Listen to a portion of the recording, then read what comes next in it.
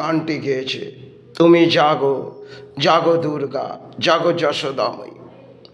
এ গানের শব্দ হয়তো আমি দিতে পারবো না, কিন্তু তিনি যখন গেয়েছিলেন তাতে ধর্মের কিছু আশ্রয় তিনি দেখিয়েছিলেন। আর জানি না এ জীবনে আমি ধর্ম হয়তো করলাম, তাতে কি আশ্রয় পেলাম আর কি পেলাম না তা নিয়ে আশাবাদী না। কেন এসেছি হয়তো মাতৃচরণে, মা মা করে চিৎকার করে, হয়তো চরণ ছাড়া তো কিছু বুঝিনি। তাই জাগো জাগো রূপকী মাতৃ এই গানের মাঝ দিয়ে হয়তো বহু সবাই আগে বেয়ে গেছে। আজ হয়তো হৃদয়ে এ সমস্ত গান যেটা কণ্ঠে ভরিয়েছিলাম, সে দেখ তেরে চরণ মে কই কায়া পড়া হয়, এ গানের হয়তো মানে আমি যেটুকুন বুঝেছি তার মধ্যে হৃদয় আমার কণ্ঠে লেগেছে, তাই আমি গেয়েছি। তা বহু কিছু গানের আবির্ভাব সবাই ক্ষেত্রে আমাদের বাংলায় ধর্ম জাগানোর পরিণাম দেওয়া হয়েছিল, সেগুলো আজ হয়তো আমরা ওলট পালট করে ফেলেছি। কারণ এই সমাজে যে বসে পড়েছি তাতে অর্থ ছাড়া আমরা সঞ্চয় না হলে মায়ের সেবায় আমরা কিছুই বুঝবো না। আজকে একটা অদ্ভুত ইতিহাস হয়তো আমাদের বাংলায় চলছে, সেখানে ধর্মের নামে যেমন একটি ব্যবসা চলছে, তেমন ধর্মস্থানগুলোতে অর্থ চলছে।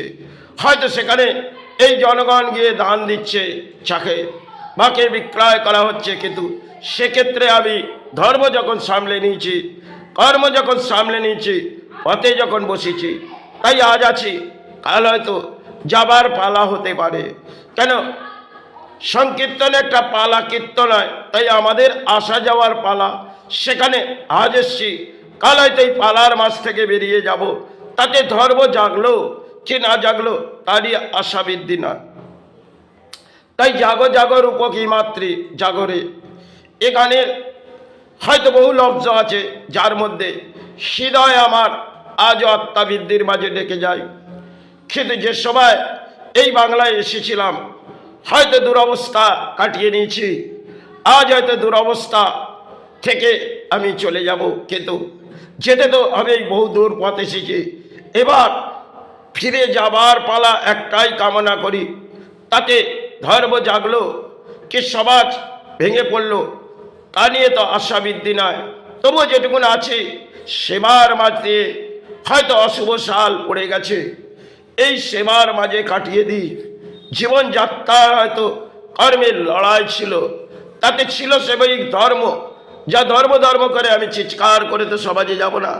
এসেছি আজ এই চরণে, এখানে মাতৃচরণ আর গুরুচরণ, সেই চরণ ভরিয়ে যাচ্ছি। তাতে হৃদয়ের ব্যাখ্যা মাতৃ গ্রহণ করুক, গুরু গ্রহণ করুক, এছাড়া সমাজের কিছু তো বুঝি না, আর সেবার কিছু ভাঙ বুঝি না। তাই যেটুকুন আশাবৃদ্ধি এই ধর্মের মাঝে এসেছি, সেবা চালাতে, মাতৃ যেন গ্রহণ করে, গুরু যেন গ্রহণ করে, এইভাবেই হয়তো সেবাটা শেষ পথেই হাঁটছি। তাই যদি কিছু ভুল হয় আমার গুরু ক্ষমা করুক, আমার মাতৃ ক্ষমা করুক। বহু সময় হয়তো গুরু চলে গেছে, এবার আমাকেও তো যেতে হবে, বহু দূর পথ এসেছি, আবার হয়তো ফিরে যাব। তাতে কর্মের মাঝ থেকে ধর্ম করেছি, তাতে যদি কিছু ভুল হয় মা ক্ষমা করুক, গুরু ক্ষমা। এ জীবনে বড় একা। তিনি সাধক রামপ্রসাদ যখন গিয়েছিলেন তার অসাধারণ গান আমি ভাবে একা দাও হে দেখা প্রাণ সখা, সে গানের লব্জ বহু ইতিহাস হয়তো তিনি গেয়েছিলেন। তার মধ্যে কি লজিক দিয়েছিলেন আর কেন তিনি বোঝাতে চেয়েছিলেন, তার অপূর্ব মাতৃর নীলা তিনি দেখেছিলেন। আর সে সময় ক্ষেত্রে সাধক একটা দুরবস্থার মাঝে কাটিয়েছিলেন।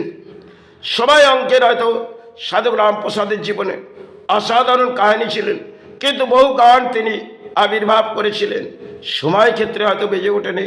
তার পরবর্তী সময় কিছু গান পাওয়া হয়েছিল, সেগুলো এই সমাজে বেজে উঠেছিল। আজকে হয়তো কিছু বেজে উঠলেও, কারণ এই সমাজে দেখবেন ডিজে ছাড়া আমাদের সেবা চলে না, আর সেবার মাঝে দান নাইলে আমাদের সেবা চলে না। এই তো চলছে আমাদের বাংলার সেবাগুলো, যেগুলো মাতৃরূপে যতগুলো স্থান আছে সেখানে দানের মাঝে সেবা। আর সময়কালে এই সেবা রাজারা যেটা একটা নির্দেশ দিয়েছিলেন, সেই নির্দেশ আজকে আমরা পালন করছি না। আমরা ধর্মের নামে হয়তো বলি বড়াচ্ছি, কিন্তু সেক্ষেত্রে আমি মনে করি না এটা সমাজের দুরবস্থার মাঝে এসে গেছে। হয়তো এটা কারো দোষ নেই, এটা পরিস্থিতি এমন একটা জায়গায় আমরা সৃষ্টির মাঝে এসে গেছি।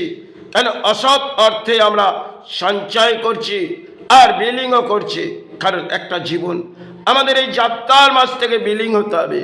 সেটাই আমাদের জীবনের দানপত্র লড়াই। সেখানে কর্ম থেকে ধর্ম করলাম, সাথে ধর্ম পরিচালনা করলাম, হয়তো সমাজের কোনো অর্থ গ্রহণ করলাম, সেটা আমার আত্মাবৃদ্ধি ব্যাখ্যা। কারণ আমি যতটা সবাই এই বাংলায় এসেছি, তাতে দুরবস্থা কাটিয়েছি, তাতে বহু কিছু বুঝেছি। যেই সমাজের পরিস্থিতি কোথায় এসেছে, একটা সময় পথের দ্বারুদ্ধ করা হয়েছিল দেবী দুর্গার আবির্ভাবে। কারণ তারা যে জুলুমের শিকার করছে সেটা হয়তো আমি মেনে নেব না, কিন্তু তাদের যে জুলুমটা সেটা সামাজিক। এই সামাজিক জুলুমটা আজকে দেখবেন বাংলায় চলে। কেন? তারা যে অর্থ চাইবে সেই অর্থটা আপনাকে দিতে হবে। তাতে তারা যে দান বৃত্তি চাইবে সেটা সেবার মাঝে। তাই সেটা আমি দেখেছিলাম, তার ভিত্তি অনুযায়ী পথের দ্বারস্থ হয়ে তারা আমাকে যা কাজ করেছিলেন সেটা মহামায়া জানে। তাই এ নিয়ে আর ব্যাখ্যা করছি না। কারণ সবাই যখন নবরাত্রি পুজোর আগে ঘটেছিলেন, সে জীবনে একটা কেটেছিলেন। কারণ তারা একটা যে ধর্মের নীতিটা দেখাচ্ছে সেটা আমি মনে করি না গ্রহণযোগ্য। হয়তো বাংলার মাঝ থেকে ভারতবর্ষে কিছু রাজ্য হয়তো ঘুরেছি, তাতে বোম্বাদেবীতে সেবায় আবির্ভাব ছিলাম, আবার বাংলায় এসে সেবা সেরে গেলাম। এটাই আমি কামনা জানিয়ে মাতৃরূপে সেবা সেরে গেলাম। এটাই জানবো পরম সৌভাগ্য। তাতে সমাজ আমায় মেনে নিল, খেটা নিল, তা নিয়ে তো কোনো আশাবৃদ্ধি না। আজ আছি চরণে পড়ে, কাল হয়তো যেতে হবে, বহু দূর পথ এসেছি, তাই ফিরে তো যেতে হবে। মনুষ্য জন্মের খেলা এসেছি, হয়তো খেলার মাঝে খেলেছি।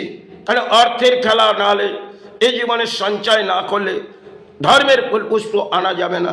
তা থেকে পারিশ্রমিক করেছি আর চরণ ভরিয়েছি, পাত্রাত্রি পানির। জয় গুরু, জয়।